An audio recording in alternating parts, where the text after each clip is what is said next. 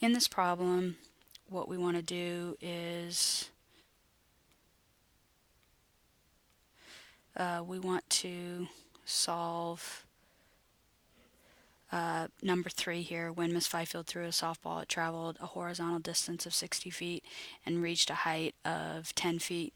At its highest point, sketch the path of the softball and write an equation for a parabola that models it. Show all work. All right, so we've been working on this for a little while. So the way I like to write it is I like to show that we've got a parabola, and I like to start at 0, 0, and then here it's the highest point was 60 feet, and then oh, excuse me, a horizontal distance. It traveled a horizontal distance, so this means this is 60, 0. And then it reached a height of 10 feet, so this is 10 feet. And so this, at its highest point, sketch the path. So we know that the vertex is going to be right here, so it's going to be halfway between. So that's going to be at 30, 10 feet is the highest point. So this is one sketch.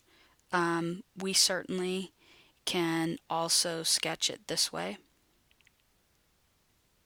where we center it, and some of you guys prefer to do this. So this point would be what, negative 30, 0. This would be 30, 0. And then this point is going to be 0, 10. And this certainly would work. There's numerous other techniques, but these seem to be the most common. So now once you sketch it out, we want to come up with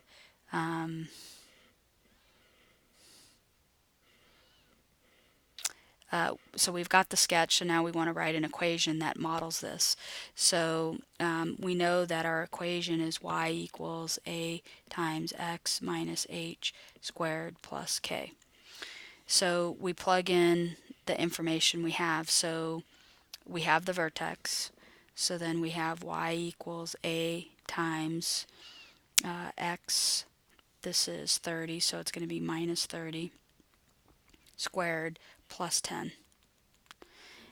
Alright, so now here's our equation, but there's one little problem with this equation, is we don't have what a is. So we want to find what a is. So we're going to use either this point or we're going to use this point. I can't use the vertex because that isn't going to allow me to solve for a, which is what I ultimately need to get.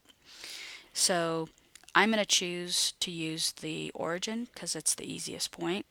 So y is 0, and we're trying to find out what a is. 0 minus 30 squared plus 10. So then negative 30 squared is going to be 900 a plus 10. So then I'm solving for a, so then I'm going to move 10 over. So I'm going to get negative 10 equals 900a. And then you divide, and so then you get a equals negative 10 divided by 900. And obviously we have to simplify, so this ends up being negative 1 over 90 is our a value. So now I can write an equation, y equals negative 1 over 90 times x minus 30 squared plus 10. That's my equation. Now, if you chose to use this equation here, that's fine.